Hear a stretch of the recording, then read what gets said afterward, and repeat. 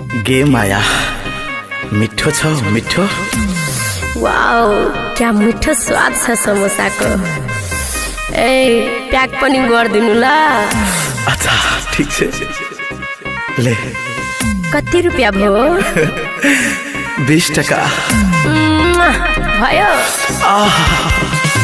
आज कति रुपैयाँ भयो? आए भेले तो 150 लेकिन 21 दही भयो।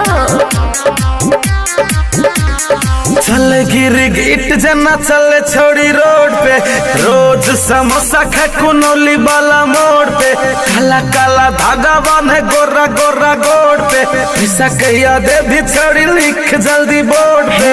काल खुना बिल देबो नहीं है तो दिल देबो। शिवचरण लोहा क्योटा। अरे काल खुना बिल देबो नहीं है तो दिल देबो। शिवचरण चल गिर गिट जना चले छोड़ी रोड पे, रोज समोसा खाए मधुबनी वाला मोड़ पे, काला काला धागा बांधे गोरा गोरा गोड़ पे, पैसा कहिया दे भी छोड़ी लिख जल्दी बोर्ड पे। काल खुना बिल देबो नहीं है तो दिल देबो। अरे काल खुना बिल देबो नहीं है तो दिल देबो। शिवचरण लोहा क्योटा।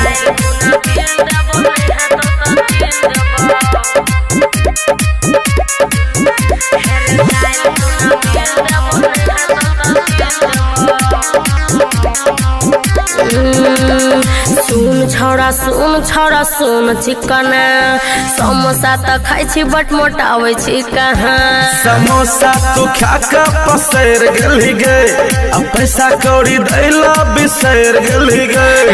काल खुना बिल देबो नहीं है तो दिल देबो। शिवचरण हर काल खुना बिल देबो नहीं है तो दिल देबो। शिवचरण काल खुना बिल देबो नहीं है तो दिल देबो।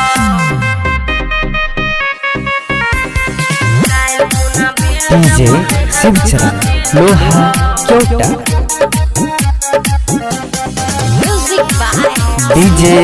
शिवचरण लोहा क्योटा। रोज रोज चुम्मा तोरा दिलियो रे छोरा, फेरी मैंने चुम्मा आवे छे रे छोरा।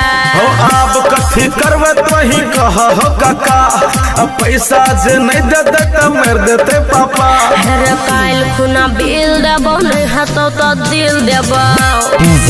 शिवचरण अरे काल खुना बिल देबो नहीं है तो दिल देबो। शिवचरण चल गिर गिट जना चले छोड़ी रोड पे, रोज समोसा खा कुनौली वाला मोड़ पे, काला काला धागा बांधे गोरा गोरा गोड़ पे, पैसा कहिया दे भी छोड़ी लिख जल्दी बोर्ड पे। काल खुना बिल देबो नहीं है तो दिल देबो। अरे काल खुना बिल देबो नहीं है तो दिल देबो। शिवचरण लोहा क्योटा। बुझली।